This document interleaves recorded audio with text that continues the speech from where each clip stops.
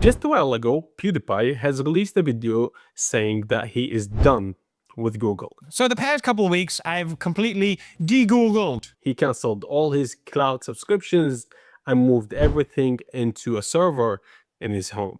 And that made me realize, am I paying Apple and Google hundreds of dollars a year just to keep my memories hostage somewhere? So I decided to copy his setup, but for a budget. My solution is one device to do it all. And after a lot of research, I found the Ugreen DH2300. So it costs about the same as 2 years of Google Drive. But once you buy it, you own it forever. Today I'm going to show you how I move my photos from my Android phone on my files from my PC and also my wife's iCloud library from her iPhone into this box. Is it actually easy for normal people to do, or is it a headache? So first, a warning. When you buy a NAS device or your own server, it usually comes empty. It is just a shell. You have to buy the hard drive separately. So don't be the guy who buys this and wonders why doesn't it work. The hardware setup is embarrassingly easy. This lid is magnetic, so you can just pop it off easily. You get your 2 hard drives, you screw them into the trays and slide them in the device. And that's it. And it will just take you around 2 minutes. So on the software side, when you start setting it up, it will ask you, how do you want to set up your storage? And please do not ignore this. I strongly recommend storage pooling or RAID 1. This will mirror your data. That means if one drive dies, you're not gonna lose your photos or files. If you decide to pick other modes, of course you will have more storage, but once a drive fails, your memories are pretty much gone. And trust me, drives do die. The average lifespan of a mechanical drive is around 3 to 5 years before the mechanical parts start to wear out. By using storage pooling, when one drive clicks its last click, that was pretty hard to say, your data is safe on the second drive. So if that ever happens to you, you just take the faulty drive out, you pop a new one in, and the NAS will do the rest. It will automatically rebuild everything.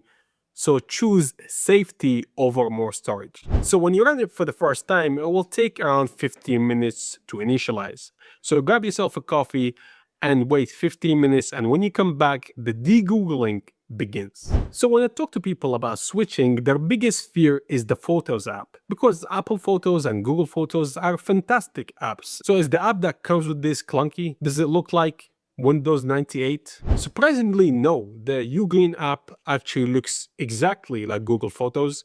It's clean, it's modern, it's fast, and it even has the AI features from Google Photos. So when I typed cat, almost all the pictures of my cat has showed up. So it recognizes text, scenes, faces, and the best part, all of this is done on the box locally. So data is not used by big tech for ads or training their AIs. It's just staying inside of your home. And the speed, because it's on a local network, backing up is blazing fast. It feels much faster than waiting for iCloud or Google Photos to back up over the internet. But the real test was not me. I'm a tech guy, I love these things. But the real test was my wife. She was paying extra for iCloud because she has so many photos and videos that she doesn't want to delete. So it was quite expensive. So what I did, I set her up with her own user. She has her private login and password. I can't see her photos and she cannot see mine. And the multi-user synergy is flawless. I can be dumping 4K videos from my computer on the device while she's viewing her photos on her phone, and there is zero lag between the two. It handles the family traffic all at once. She eventually switched over. Her phone backs up the photos automatically, and she canceled her iCloud, so this is a win. Well, probably a win for me. And aside from the Photos app, the Ugreen app itself is really powerful. You have full control over the box right from your phone. You can monitor the temperature, you can see the fan speed, you can see exactly how much storage you have. It feels like you have a mission control center right in your pocket. That's the tech guy in me speaking. And it works anywhere in the world. So if you're on a business trip, you can easily pull up files from your home right to your computer or phone. So remote access is built in. So if I forget a file, I can just pull it up instantly. So it does make work and sharing incredibly convenient. You can even set rules for other users. So I set up a storage quota for other users.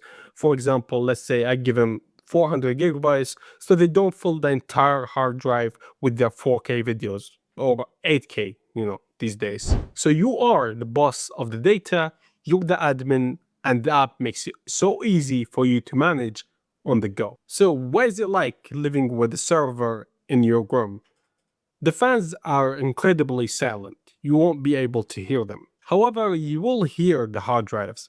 When you're uploading data and writing directly to the drives, you will hear this rumbling sound going on. Let me show you actually. Okay, so here's my NAS next to my Wi-Fi. It's better to connect it with the Ethernet cable. And let's see if you can hear it. Let me put the phone right next to it.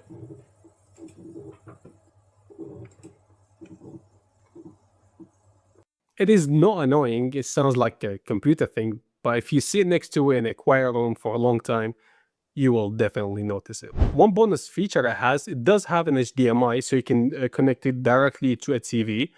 But I do prefer using the Windows app actually, or using my phone. But it's a nice option to have in case the internet suddenly just goes out in the whole world or in my home.